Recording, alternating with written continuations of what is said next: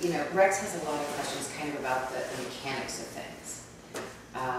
He's very interested to know, you know, how spirits communicate. Let me see if I can kind of answer and understand. This is just based on my experiences. There have been a variety of people I've connected with, some of them very troubled. So most of the people that I connect with are good. I mean, they're good. They left life naturally. They died of, you know, an illness, old age. There are some that have committed suicide. People are often worried. Yes. People are often worried about them. I have someone that was dear to me who committed suicide. He has come to me in dreams. And they are often on the other side learning life's lessons. They're still learning? They're still learning. We are always learning. So we want to evolve to a higher level. What is this higher level evolve to? What is it that we evolve into, yes. More spirit? A pure form of energy. A light body. So in other words, you keep on transitioning. After you die, you're not just done, boom, you're a spirit and that's the end of it. You keep on going, you keep progressing? I'll give you my thought on it. Yes. I think most people will talk about reincarnation. That we come back and they may believe in karma. Some people say, you're going to pay. You're going to come back and you're going to pay for your sins from this life. I don't see it that way. I don't feel that my God, my source of being, is judgmental.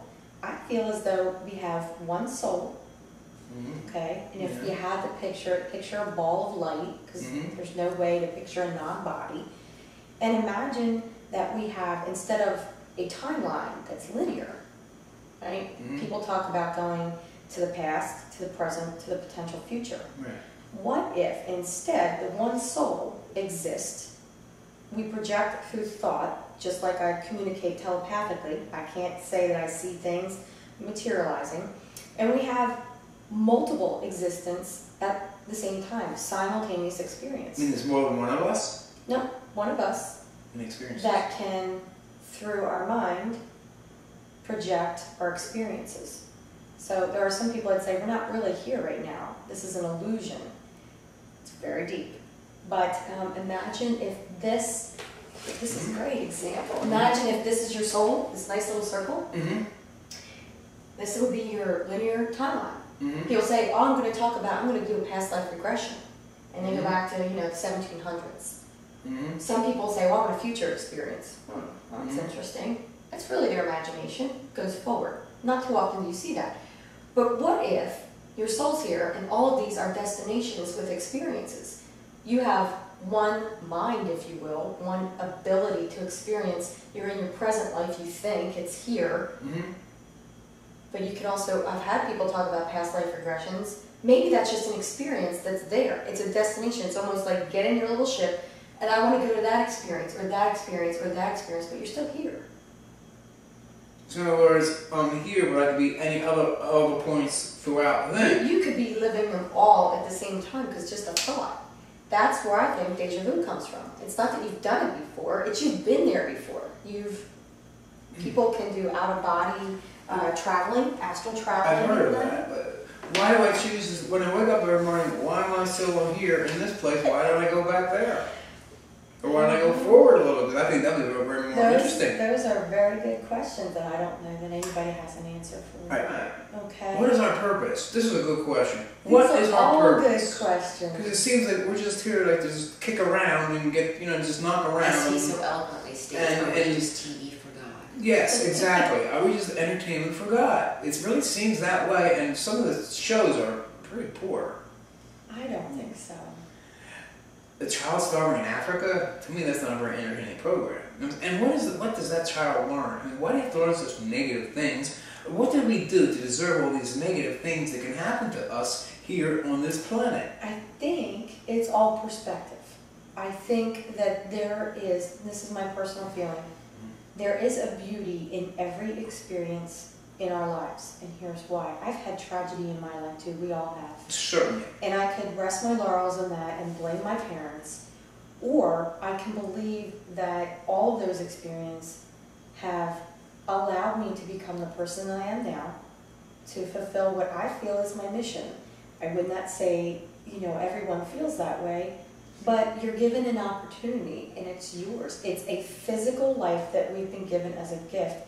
Suffering is also a gift because there really is, for each person that suffers, there's an effect that goes with it. It's creating positive somewhere. Let me give you an example. You talked about the starving child in Africa. Yeah. Well, we're here with commercials that show starving children in Africa. Mm-hmm. I decide, it touches my heart, and I decide I'm going to donate $40 a month to that charity. I don't do it because, ooh, everyone, look at me. I do it because it fulfills something in me that fulfills part of my mission, which is to help other people. Mm. So, unfortunately, there are those that have really tragic lives, and it seems pointless, but there's always a point to it. It affects someone else. When we die and we cross over, so to speak, then what?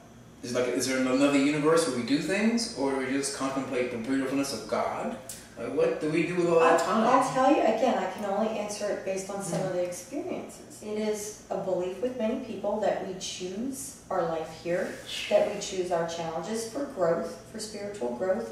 We understand our contracts. There are people who choose to come in as alcoholics or murderers, and it's not an easy life.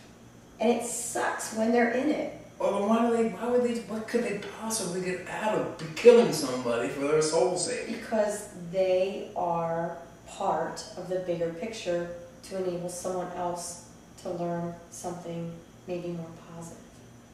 So we're all here trying to get And with that, forgiveness. Forgiveness of what? Of them who have done wrong to us. Is it we're supposed to forgive? Who are we supposed to forgive? Ourselves. I'm dead, and I've crossed the veil. What do I do? There are missions on the other side. We have jobs to do on the other side too? Sometimes, sure.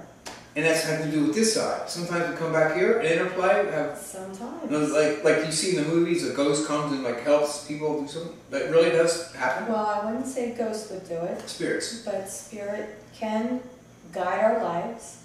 They can sometimes create a materialistic way of getting our attention through electronics or lights that flicker. Doesn't mean that they're poltergeists. They just are energy, and energy never dies. It just takes on a different form. Yeah, I can understand that. Individual. So we're not given omnipotent knowledge when we cross over. I think there's a lot of knowledge that we have access to when we're on the other side. That we don't. But we forget it when we come back, because we're in a very dense earthly existence. The other side, I do healing work also. And when I enter shamanic journeys, I feel that I'm in other dimensions. Their colors are different. I've heard that. The feeling is very different. There is no physicality. Things are brighter, lighter. Your thoughts travel quickly. They're very powerful. They're very powerful here, but we're very dense. So for most people, their thoughts, they don't recognize how quickly they manifest. Anyway, back to the other side. Yes, it's a gift. This physicality is a gift. This is a gift. So feeling pain is a gift in a sense. Mm-hmm. Well, you're not convincing me of that one in a minute. Because you feel. Yeah. I'm talking more about somebody who has a lot of tragedy in their life, and they shut a part of themselves down and they go numb and they walk through life like a ghost. Right. That's sad because they've been given an ability to feel and they chose to shut it out. So they are kind of living in limbo land. And I'm not saying that I believe in judgment and hell, but I kind of feel like when you cross over, you're going to have to answer to yourself for those things that you've done in this life, and the impact and the pain that you've caused others. And I kind of believe that you have to experience that and forgive yourself. Bingo. Okay. That's what I think too. Okay.